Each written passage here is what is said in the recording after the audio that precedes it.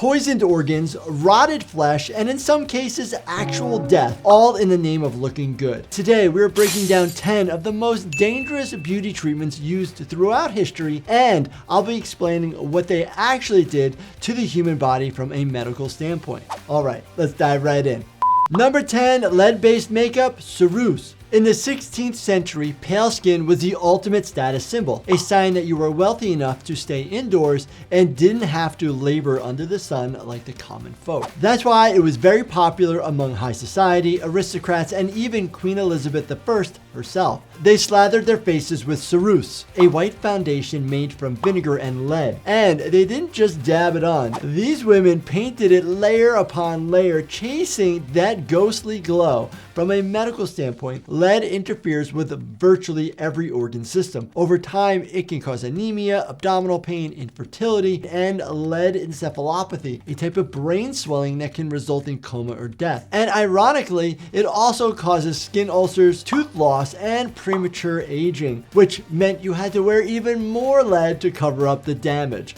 Number 9, Belladana eye drops. During the Italian Renaissance, beauty was serious business, and nothing said mysterious seductress quite like dilated pupils. Women, specifically those among the Venetian elite, turned to Belladana, also known as deadly nightshade, as a cosmetic enhancement. They would place a few drops of the plant's extract directly into their eyes to achieve that soft, dreamy, wide-eyed look that was considered irresistibly alluring. But the price of the beauty? Extremely steep. Belladana is one of the most toxic plants in Europe, and it works by blocking acetylcholine, a key neurotransmitter involved in muscle function, memory, and involuntary body processes. In the short term, users experienced blurry vision, light sensitivity, dry mouth, and a seductive and vacant gaze. But with repeated use, the risks escalated to permanent vision loss, hallucinations, delirium, dangerously high heart rates, and even in some cases, cardiac arrest.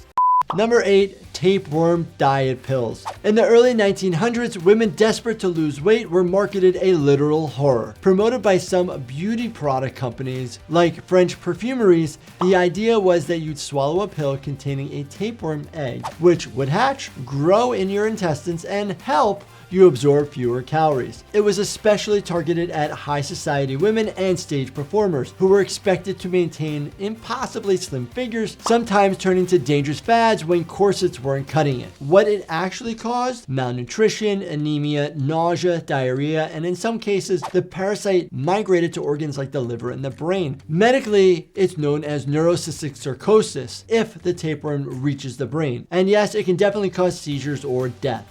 Number 7, sulfur and ammonia hair bleaches. Venice was the epicenter of extreme beauty standards in the Renaissance. No one embodied the aesthetic quite like the Venetian courtesans. Their signature look? Long, flowing, golden blonde hair. But bleach didn't come in a convenient box back then. It came as a bubbling stew of sulfur, alum, soda ash, and yes, sometimes urine. To activate this medieval mix, these women would sit for hours in the sun wearing wide-brimmed hats with the crown cut out, exposing only their hair to bake in the chemical sunshine. Besides the nose-scorching stench, that chemical cocktail could cause severe scalp burns, eye damage, and chemical poisoning. Sulfur and ammonia are both respiratory irritants, so if you were breathing it in while marinating your head like a rotisserie chicken, you risked coughing fits, asthma-like symptoms, and long-term lung irritation.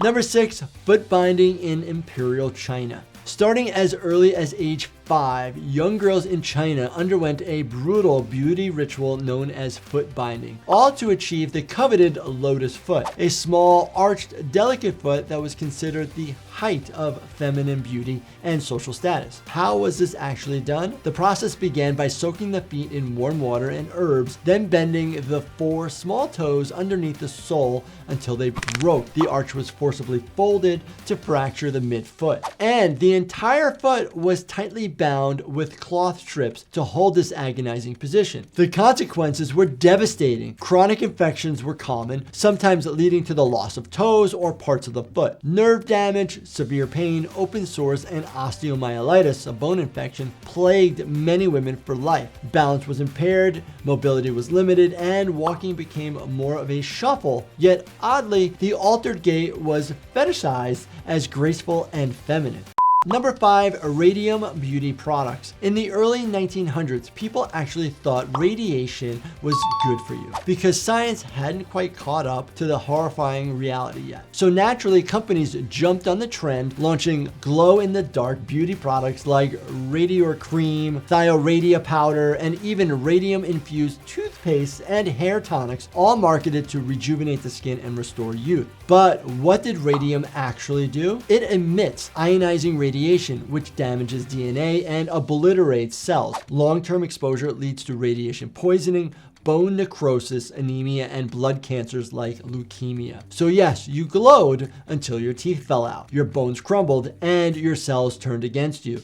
Number 4, arsenic complexion pills. If radioactive face cream wasn't wild enough, let's talk about arsenic. Going back a few years, Victorian people, especially women, took arsenic wafers or pills to clear their skin and get that porcelain glow they so very much love. They did get paler because they were slowly being poisoned. Arsenic disrupts cellular respiration, meaning your body stops producing energy. That leads to nausea, vomiting, nerve damage, hair loss, and with enough exposure, multi-organ failure and death. Number 3, depilatory potions with lye or quicklime. Hair removal wasn't always about razors and waxing strips. In ancient Egypt and Rome, beauty meant being smooth and hairless. And to achieve that, people of the time turned to chemical depilatories made from ingredients like quicklime, lye, and even arsenic trioxide. These mixtures were applied as paste to the legs, arms, or face, left just long enough to dissolve the hair, but the timing had to be exact. Leave it too long and instead of hair removal, you'd end up with raw, burned skin, open sores, and even permanent scars. These substances work by breaking down the keratin in your skin and hair. From a medical standpoint, lye breaks down proteins in the epidermis, causing chemical burns, blistering, infections, and sometimes permanent scarring or disfigurement. Number 2, mercury for skin lightening. From ancient China and Japan, and later in Victorian Europe, women and some men very much hope to achieve the popular pale trend by turning to mercury-based creams that promise to erase blemishes and brighten complexions. But behind the porcelain glow was a toxic truth. Mercury, particularly in its inorganic form, penetrates the skin and builds up in the body over time. Medically, this is a full-blown disaster. Chronic mercury exposure can lead to tremors, extreme mood swings, insomnia, memory loss, and in high enough doses, death. Even today, mercury still sneaks into some illegal and or unregulated skin lightening products, especially those sold internationally or online.